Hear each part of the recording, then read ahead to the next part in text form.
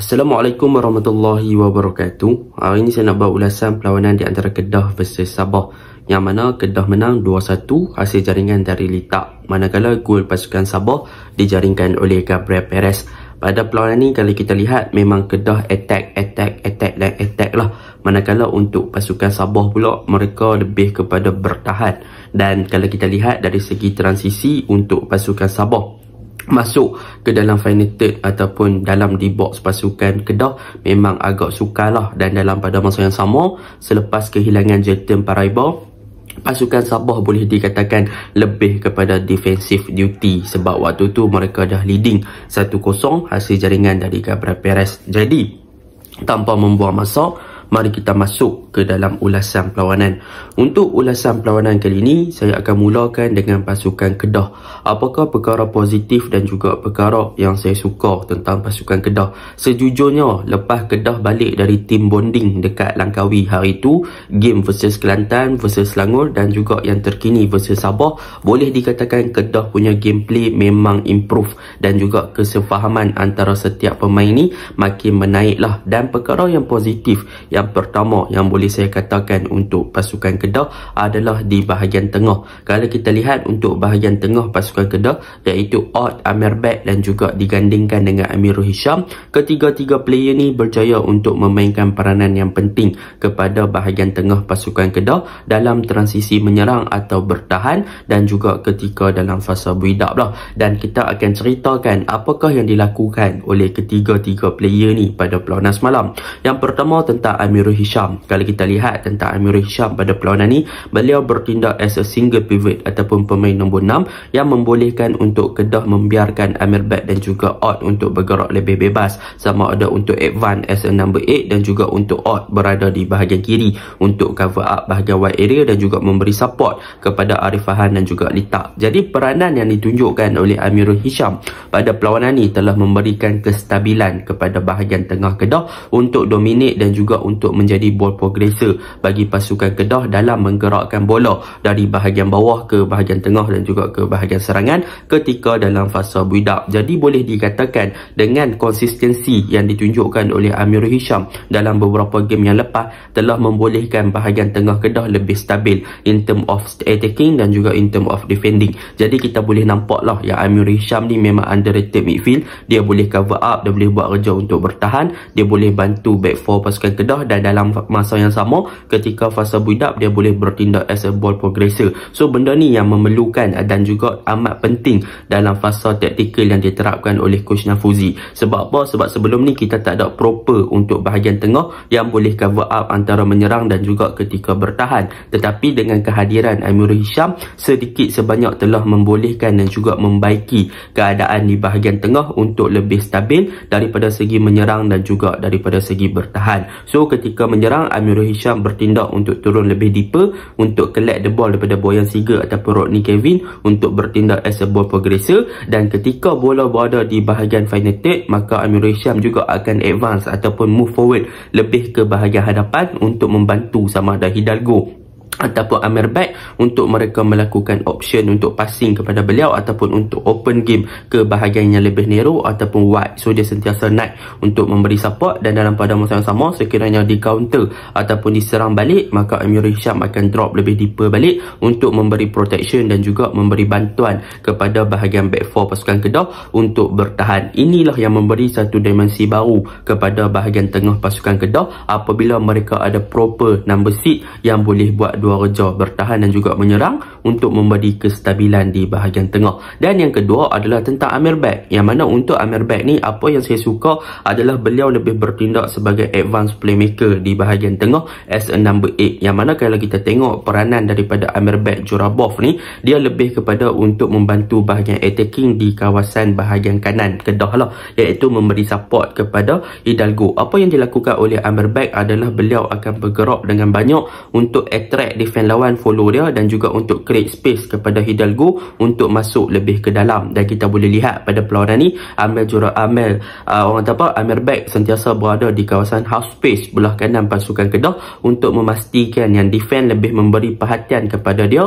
dan dia attract perhatian ataupun attention daripada defense untuk follow beliau dan memberikan ruang ataupun space kepada Hidalgo untuk masuk lebih ke dalam. Jadi kita boleh nampak yang combination play yang dibentuk oleh pasukan Kedah di bahagian kanan adalah dengan menggunakan Amerbek dan juga Hidalgo, yang mana Amerbek akan stay untuk di half space dan juga Hidalgo akan hold the touchline ataupun cover up bahagian wide area untuk pasukan Kedah exploit kawasan belah kiri pasukan Sabah lah yang diketuai oleh Daniel Ting. Dan banyak combination play yang dilakukan oleh kedua-dua player ni memang berhasil lah. Kalau kita nampak yang mana kedua-dua player ni memang mempunyai chemistry yang baik, mereka pandai untuk meletakkan diri dan juga untuk open the game dan memang bagus. Dan salah satu gerakan yang dilakukan oleh Hidalgo bersama dengan Amerbek ketika Amerbek buat larian adalah ketika Hidalgo buat through ball kepada Amerbek untuk masuk ke dalam D-box pasukan Sabah, tetapi bola tu berjaya untuk di tackle ataupun timing tackling daripada Gary Silver Robert on time. So Amerbek tak boleh nak beat pace dekat situ, tetapi salah satu hantaran yang bijak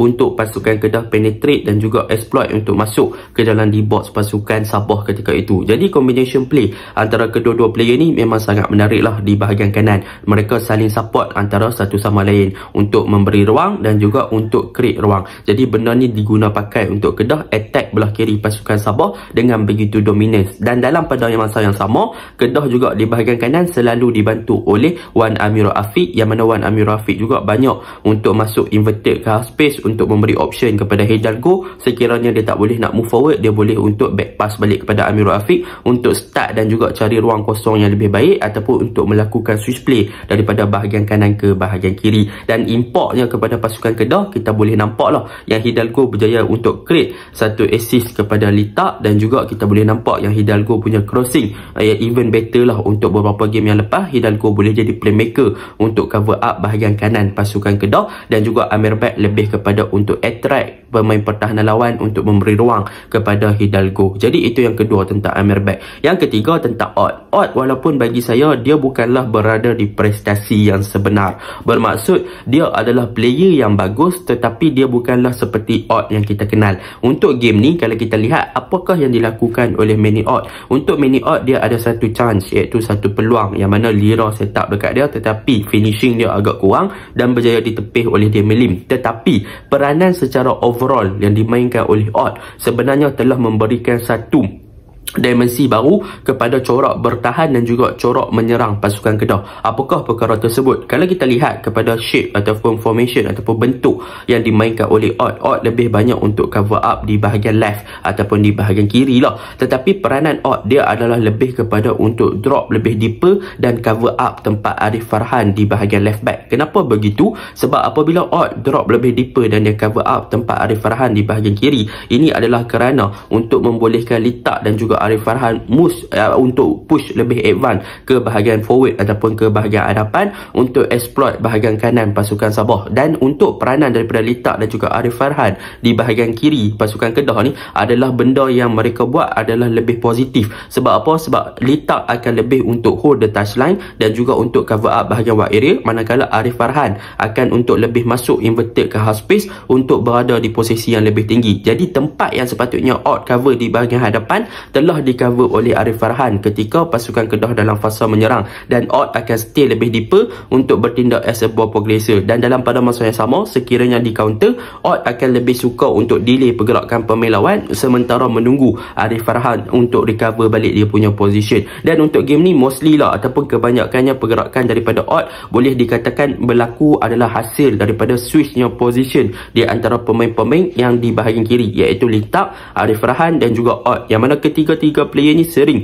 untuk bertukar posisi antara satu sama lain. Sekiranya Ott turun lebih deeper di tempat Arif Farhan akan cover tempat Ott dan Lita akan cover wide area. Dan sekiranya Ott masuk ke bahagian kembali ke posisi dia di half space, maka Arif Farhan akan inverted di tempat dia sendiri tetapi dia akan more to midfield untuk membentuk double pivot bersama dengan Amirul Hisham, dan Ott akan dan Lita akan lebih cover tempat bahagian kiri untuk cover up ataupun exploit di bahagian wide area, ataupun Lita sekiranya dia masuk lebih ke bahagian tengah ataupun dia menggerakkan bola inverted as a winger, maka odd akan lebih untuk masuk ke bahagian kiri di bahagian wide area untuk cover up di kawasan tersebut lah. Jadi benda ni yang memberikan variable dan juga orang kata variation untuk pasukan Kedah dalam situasi menyerang. Jadi benda ni yang positif side lah untuk pasukan Kedah apabila winger dan juga mereka punya midfield sentiasa untuk switch position dan dalam pada masa yang sama mereka sentiasa untuk bergerak untuk mencari ruang bagi untuk exploit dan juga masuk dan juga create space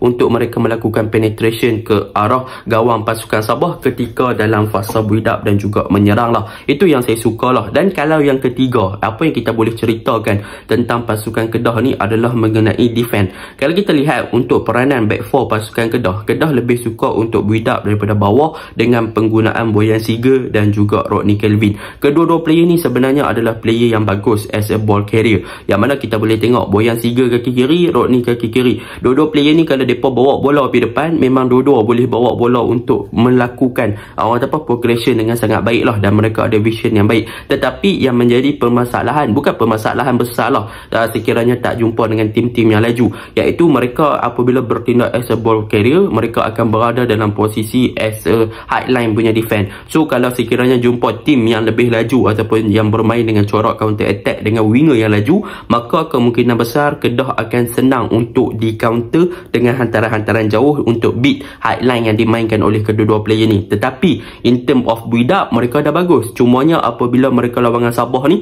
Sabah tak banyak attack dan Sabah tak banyak counter dengan hantaran-hantaran jauh. Selepas Jeter injured, kita tak boleh nak nampak yang defense kita diuji apabila bermain dalam fasa high-line. So kita mengharapkan yang sekiranya mereka main dalam fasa high-line, jumpa dengan tim-tim yang lebih better, harap mereka akan boleh untuk cover up mereka punya bahagian belakang yang terdedah untuk diserang balas lah. Jadi benda tu yang perlu Kedah aware lah, boleh dijadikan perhatian untuk the next game. Sebab lawan Sabah ni tak nampak sangat, tapi kalau lawan dengan tim lain mungkin mereka boleh exploit dan juga gunakan perkara tersebut. Dan untuk peranan daripada fullback, sebenarnya saya suka peranan daripada Wan Amirul Rafiq dan juga daripada Arif Farhan, yang mana kedua-dua player ni sebenarnya sangat memainkan peranan yang penting untuk bahagian pertahanan dan juga untuk bahagian winger pasukan Kedah serta bahagian tengah pasukan Kedah. Yang mana kalau kita lihat dalam fasa build up, sekiranya pasukan Kedah menyerang di bahagian kanan, maka Wan Amirul Rafiq akan inverted masuk ke half space dan dia membiarkan Amir Baik untuk cover up di kawasan half space yang lebih advance,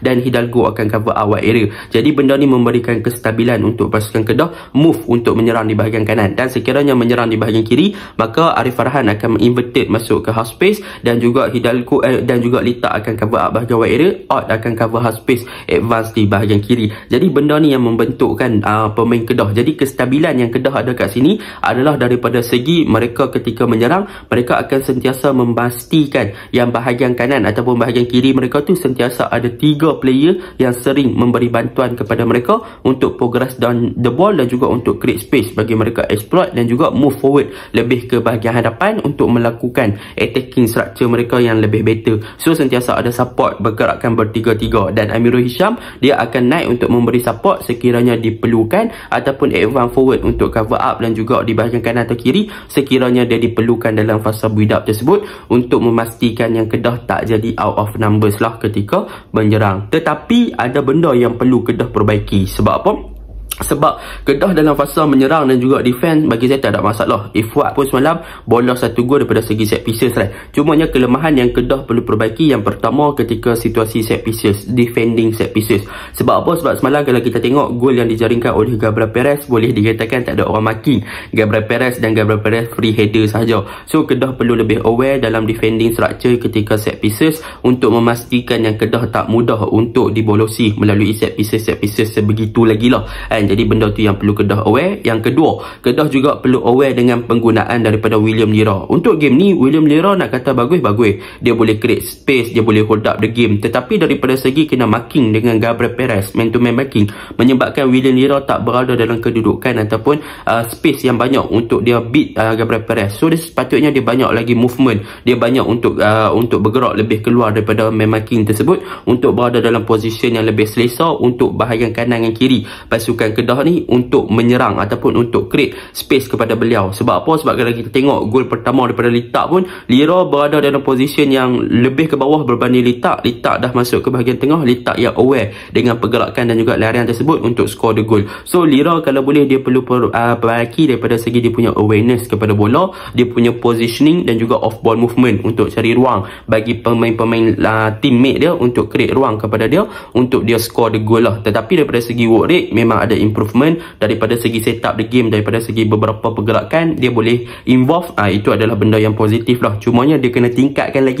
lagi untuk buktikan yang dia masih lagi striker yang berbisa untuk pasukan Kedah untuk dikekalkan sebelum transfer window kedua buka lah. Jadi man of the match untuk perlawanan ni bagi saya boleh dikatakan Litak berjaya menjaringkan 2 gol, dan 2 gol tersebut adalah 1 gol larian di belakang pertahanan yang bagus, dan juga 1 gol lagi dia berjaya untuk scan ataupun kenal pasti bola muntah yang bakal yang terjadi, dan dia berjaya manfaatkan kesilapan tu. So dia berjaya skor 2 gol selepas beberapa game dia agak tenggelam. Tetapi untuk orang kata untuk as the overall game, saya patutnya boleh pilih antara Hidalgo ataupun Amerbek. Sebab apa? Amerbek dan juga Hidalgo antara player yang banyak menggerakkan serangan untuk pasukan Kedah. Dan kalau kita tengok Hidalgo punya vision game ni, memang dia banyak create hantaran-hantaran yang menarik ke arah hadapan dan ke dalam kotak penalti pasukan Sabah lah, yang hampir membuatkan Kedah menjaringkan gol. Tetapi in term of finishing dan juga boleh dikatakan final produk untuk pasukan Kedah masih lagi boleh untuk diperbaiki lah.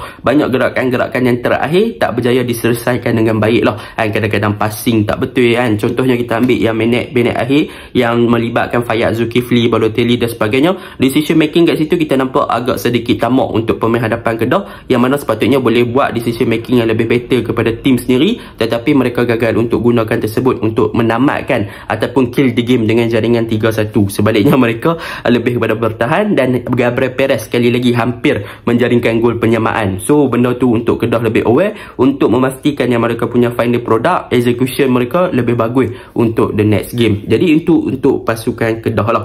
Untuk pasukan Sabah, obviously apa yang boleh saya katakan, pasukan Sabah selepas kehilangan Jelton, mereka punya attacking memang kurang. Tak nampak attacking side mereka, yang mana apabila nak masuk dalam final third je memang tak ada. So untuk pasukan Sabah, benda boleh puji yang pertama set pieces. Memang mereka ni adalah king of set pieces lah. Selepas beberapa game memang mereka asyik score, dan mostly adalah daripada segi set pieces, dan mereka punya defense yang score ataupun midfield Pak Teksu. Itu yang pertama. Yang kedua, apa yang boleh saya puji adalah tentang Gary Steven Robert. Untuk game ni, Gary Steven Robert memainkan peranan yang penting in term of crucial punya dirty work, yang mana dia berjaya untuk buat tackling yang on time, dia bermain dengan marking yang bagus, dia follow up William Lira, dia follow up Ott, dia follow up Litak, dia follow up Amerbek Jurabov. Memang Gary game ni dia perform habis bagi saya. In term of defending memang dia buat habis. Jadi benda tu saya boleh puji. Damien Lim, satu lagi yang boleh saya puji Damien Lim. Sebab apa? Sebab tindakan berani dia berani untuk keluar, dia berani untuk orang melakukan interception ketika crossing dan sebagainya. Dia ni adalah orang yang bagus lah untuk goalkeeper pasukan Sabah. Dan untuk kelemahan, antara kelemahan pasukan Sabah adalah ketika transisi menyerang, yang boleh saya katakan Sabah sebenarnya mempunyai masalah dalam fasa menyerang. Sabah sangat-sangat kurang daripada fasa menyerang apabila mereka kehilangan Derelok dan mereka kehilangan Jelton dan juga kehilangan Sadir Ramdhani di bahagian kanan. Memang kita nampak lah yang pasukan Sabah ni tak boleh nak challenge, terutamanya di kawasan attacking third mereka, yang mana kita boleh nampak yang Sabah punya transisi yang paling ketara adalah bahagian midfield mereka kurang kreatif, yang mana kalau dalam fasa bertahan mereka lebih kepada 5-4-1, ketika fasa menyerang mereka lebih kepada 3-6-1 dan sebaliknya, ataupun 3-5-1-1 macam tu lah mereka punya formation. Tetapi yang menjadi masalahnya adalah mereka tak ada proper creativity di bahagian midfield yang boleh untuk link up dan juga support Badrul Bahtiar di belakang, yang mana Gary Steven Robert dan juga Pak Tesu